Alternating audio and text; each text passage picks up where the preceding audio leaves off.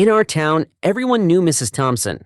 The woman was practically stitched into the fabric of the neighborhood. She'd lived in the little white house on Maple Street for over 50 years, grew vegetables out back, made lemon pies for bake sales, gave out full-sized candy bars on Halloween. If someone's car broke down, she'd lend a blanket and hot tea until help came. She was kindness in a cardigan. No one ever thought her house would be threatened until they showed up. A construction giant, Grayson Development Corporation, started buying up blocks around town, promising growth and opportunity. What they meant was warehouses, industrial lots, concrete where trees once stood. They offered to buy Alara's house. She politely declined. So they tried again and again, until one day she received an official notice taped to her front door. Imminent domain proceedings pending. They were going to force her out.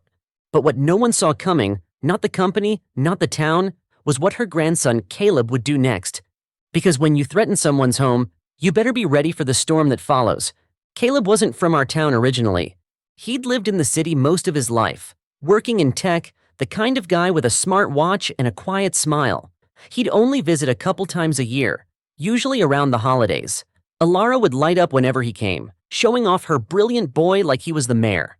When he arrived this time, something was different. He didn't knock with flowers or pie tins.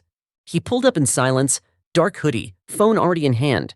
I saw him standing on the porch that night, staring at the notice on Alara's door. He didn't cry, he didn't shout, he took a picture of it. Then he walked inside without a word. 3 days later, strange things started happening. First, the town Facebook group lit up. Someone had leaked Grayson Corp's internal emails, blueprints, strategy memos, even a message from the CEO bragging, "That sweet old woman won't know what hit her." People were furious. The post went viral locally. A protest formed outside Grayson's temporary site. Small at first, signs, chants, a few angry parents and teens. But every day it grew. By Friday, the mayor had to comment. "Pending review," he said, sweating through his shirt. Grayson tried to spin it. Out of context emails, they claimed. Misunderstandings. But Caleb wasn't done. Turns out, Caleb wasn't just any tech guy. He was a cybersecurity specialist, the kind of person companies hired when they were hacked, or when they didn't want to be hacked. And now, he was using every trick he'd ever learned. He uncovered tax evasion records. Grayson was funneling money through shell companies to avoid property taxes in 3 counties. It wasn't just shady, it was criminal. He sent the documents, anonymously, to the local news. Next came the construction violations. Turns out, Grayson had broken multiple zoning laws with other projects. Caleb pulled up satellite photos, drone footage, and internal construction logs. One email thread showed engineers faking safety inspections.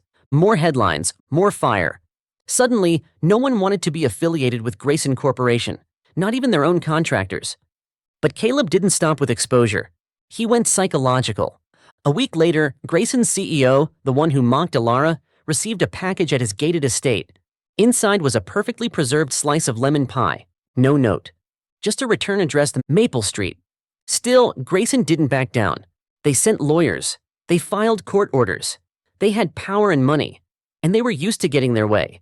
But this wasn't a city they could bully. This was Alara's town. By now, everyone had picked a side, and there weren't many people siding with corporate bullies. Even people who'd once called Alara just an old lady were marching now. Petitions were everywhere. Protesters blocked Grayson trucks from entering the neighborhood. Kids painted her fence. Veterans stood guard at night. And Caleb? He was everywhere and nowhere, always one step ahead. Then Grayson tried their final card. They paid a local judge, someone they thought was easily bought, to rush the eminent domain order through. It passed. Alara was given 72 hours to vacate. She sat quietly in her chair, knitting, when the news came. "Maybe it's time," she whispered, but Caleb just shook his head. "No," he said, "not yet." The next morning, the story hit national news. A leaked video, grainy and dark, showed a Grayson executive admitting on camera, "The old woman's house doesn't matter. Once she's out, we'll flatten it. No one will remember her." The video hit 2 million views in a day. Reporters swarmed Maple Street. Supporters donated thousands online. Legal aid groups offered help pro bono. A high-profile senator even tweeted, "Alara's house stays, period." Under the pressure, the judge was suspended. The court order reversed. Grayson's CEO resigned 2 days later. And just like that, the storm passed. Alara still lives in her little white house on Maple Street. She's older now, frailer, but when the breeze hits just right, you can still catch the scent of lemon pie from her open window. Caleb visits more often now, no longer just a grandson, but a guardian. Grayson Corporation? Gone.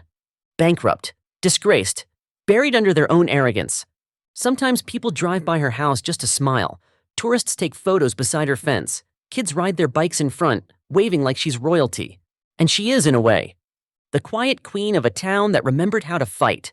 All because one woman wouldn't sell her home, and one grandson reminded the world what family and justice really looks like.